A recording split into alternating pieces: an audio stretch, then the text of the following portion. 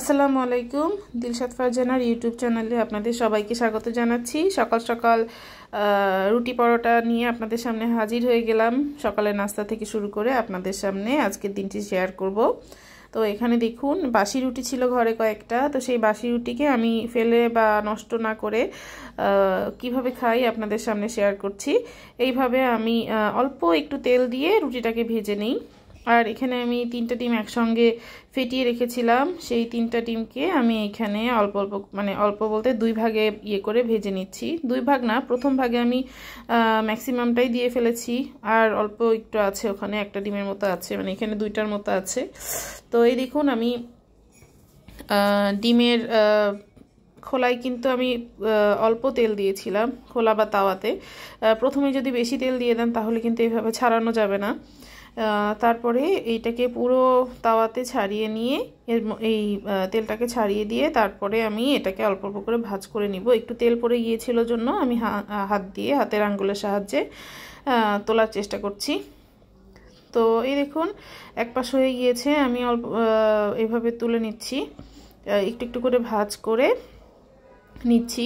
এটা করলে হয় কি বারবার ডিম ভাজার ঝামেলাটা কম হয়, এই কারণে আমি এভাবে একসঙ্গে করে ভেজে নেওয়ার চেষ্টা করি মাঝে মধ্যেই। পোচ করলে তো একটা একটা করেই করতে হয়, ভাজি করলে এইভাবে আমি একসঙ্গে করে নিই। এই যে ডিমগুলোকে আমি এইভাবে ভাগ করে করে নিয়েছি। ভাগ করে একটু উল্টাপাল্টা করে ভেজে নিলেই আমার ডিম ভাজি হয়ে গেল। তো শীতকালে কিন্তু ধনেপাতা টমেটো এগুলো দিয়ে ডিম ভাজি করলেও বেশ মজা লাগে। তো এই যে ডিম নামিয়ে নিলাম। এরপর আমি এই প্যানের মধ্যে একটু তেল দিয়ে শাক ভাজি করে নিব। আমাদের এই এলাকাতে গ্যাসের এত সমস্যা যে সকাল হলেই গ্যাস চলে যায়। সকাল বলতে একদম 6:30 7টার দিক থেকেই গ্যাস থাকে না, যার কারণে রাত্রেবেলায় ম্যাক্সিমাম রান্নাগুলো করে রাখতে হয়, আর বাকি রান্নাগুলো ইন্ডাকশানে করি আমি। তো এই দেখুন পেঁয়াজ রসুন এবং কাঁচামরিচ তেলে ভেজে তারপরে আমি এর মধ্যে সিদ্ধ করে রাখা লাল শাক দিয়ে দিচ্ছি।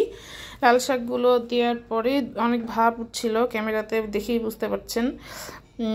তো এটাকে আমি নাড়াচাড়া করে শাক ভাজি করে নিয়েছি, খুব মজাদার সুন্দর লাল শাক। তো এরপরে আমি পরের রান্নায় চলে যাচ্ছি। এখন আমি রান্না করব হচ্ছে সবজি, মিক্সড সবজি রান্না করার জন্য আমি এখানে পেঁয়াজ রসুন এবং কাঁচামরিচ তেলে দিয়ে এর মধ্যে কালো জিরা সাদা জিরা এবং তেজপাতা দিয়ে সুন্দর করে ভেজে নিয়েছি। স্মেল ছাড়ার পরপরই আমি সবজিগুলোকে দিয়ে দিচ্ছি। এখানে ছিল হচ্ছে লাউ, বেগুন, সিম, আলু, ফুলকপি, বাঁধাকপি, তারপরে হচ্ছে পেঁয়াজের ফুল, সবই ছিল। তো এই দেখুন সবগুলো সবজি কড়াই দিলে একদম কড়াই ভরে যাচ্ছে, টেনশনের কিছু নেই, সবজি কমে এর অর্ধেক হয়ে যাবে। তো সব সবজি আমি অল্প অল্প করে পানি ঝরিয়ে ঝরিয়ে এই কড়াইয়ের মধ্যে দিয়ে নিয়েছি। এরপর আমি এর মধ্যে প্রয়োজনীয় মশলাগুলো দিয়ে নিব। প্রথমে লবণ দিলাম, এরপরে দিব হচ্ছে হলুদ, তারপরে দিব গুঁড়ামরিচ, এরপরে দিব ধনিয়ার গুঁড়া, আর একটু আদা রসুন বাটা। তো অল্প আদা রসুন বাটা দিব। আমি কিন্তু এর মধ্যে খুব বেশি পানি ব্যবহার করব না, কারণ পানি দিলেই এর টেস্টটা নষ্ট হয়ে যাবে। একদমই অল্প পানি দিয়ে আমি ঢেকে ঢেকে এটাকে রান্না করব। এভাবে কিন্তু সবজি ভাজি করলে খুব ভালো লাগে, খেতে মজা লাগে। এই দেখুন একদমই অল্প পরিমাণের পানি দিচ্ছি, দিয়ে এটাকে অল্প অল্প করে নাড়াচাড়া করব। আর যদি নাড়াচাড়া করতে অসুবিধা হয় আপনারা এমনি ঢেকে রেখে দিবেন, দেখবেন একদম সবজি অর্ধেক হয়ে গিয়েছে। এই দেখুন অতগুলো সবজি কমে একদমই অর্ধেক হয়ে গিয়েছে, আর সবজিও সেদ্ধ হয়ে গিয়েছিল। আর এই যে এরপরে আমি ধনেপাতা দিয়ে নিচ্ছি। তো ধনেপাতা দিয়ে সবজি খেতে কিন্তু খুবই মজা। সবজি ভাজি ভর্তা সব কিছুতেই ধনেপাতা লাগে শীতের দিনে আমার। তো আমার মতো কারা কারা ধনেপাতা পাগল আছেন তারা কমেন্ট করে জানিয়ে যাবেন। তো এই তো সবজি রান্না শেষ। এরপরে আমি চলে যাচ্ছি পরের রান্নায়। ডাল রান্না করব। এখানে মুগ ডাল রান্না করছি আজকে। মুগ ডাল রান্না করার আগে সবাই জানেন একটু খোলায় ভেজে নিতে হয়, তা না হলে এটার একটা কাঁচা গন্ধ থেকে যায়। এই দেখুন হালকা ব্রাউন কালার করে আমি মুগ ডালগুলোকে ভেজে নিয়ে সেদ্ধ করে নিচ্ছি। তো সেদ্ধ হওয়ার পরে এর মধ্যে আমি দিয়ে দিচ্ছি একটু আদা রসুন বাটা, তারপরে দিয়ে দিব হচ্ছে হলুদ এবং লবণ।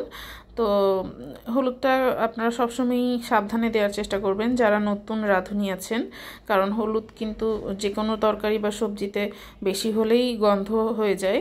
এরপরে আমি একটু মরিচের গুঁড়া, একটু ধনিয়ার গুঁড়া দিয়ে নিয়েছি। তো এইগুলো দেওয়ার পরে বেশ কিছুক্ষণ সিদ্ধ করে এটাকে আমি হালকা হাতে ঘুটে নিচ্ছি। এই দেখুন ঘুটে নেওয়ার পরে এর মধ্যে আমি কিছুটা টমেটো দিব। টমেটোগুলোকে চারকোনা করে কেটে নিয়েছিলাম। এখানে কিছুটা বলতে বেশ ভালো বড় বড় 2টা টমেটো দিয়েছিলাম। তো টমেটো ডাল কিন্তু খেতে ভালো লাগে। তো সেদ্ধ হয়ে গিয়েছে, মানে ডাল সেদ্ধ হয়ে গিয়েছে। এরপর আমি ডাল তেলে দিচ্ছি। তেলে দেওয়ার জন্য প্রথমে আমি কড়াইয়ে তেল নিয়েছি, এরপর পেঁয়াজ, অনেকগুলো কাঁচামরিচ এবং রসুন হালকা থেতো করে নিয়েছিলাম। তো রসুন কিন্তু ডালে থেতো করে নিলে স্মেলটা ভালো আসে। এরপর আমি এটাকে ভালো করে নাড়াচাড়া করে এটার কালার যখন চেঞ্জ হয়ে আসবে, ব্রাউন কালার চলে আসবে, তখন আমি এর মধ্যে দিয়ে দিব হচ্ছে জিরা, আস্ত জিরা, পাঁচফোড়ন ব্যবহার করব না, আস্ত জিরা দিয়ে দিব। আর হচ্ছে তার সাথে দিব তেজপাতা এবং এই যে এলাচ। তো এইগুলো দিয়ে দিয়েছি। এইবার এটা সুন্দর স্মেল একটা বের হচ্ছে, এর মধ্যে আমি ডালগুলো দিয়ে দিলেই রান্না শেষ। তো কথা বলতে বলতে আজকেও আপনাদের কাছে একটি লাইক এবং সাবস্ক্রাইব চেয়ে নিচ্ছি। যারা আমার চ্যানেলটার পাশে মানে এখন পর্যন্ত ভিডিওটা দেখছেন, পাশে আছেন, তারা অবশ্যই একটা লাইক এবং সাবস্ক্রাইব করে যাবেন। আর যারা ইতিমধ্যে এটা করে ফেলেছেন তাদেরকে অনেক ধন্যবাদ জানাচ্ছি। তো এই ছিল আজকের ভিডিও। তো থ্যাংক ইউ সবাইকে এবং আল্লাহ হাফেজ।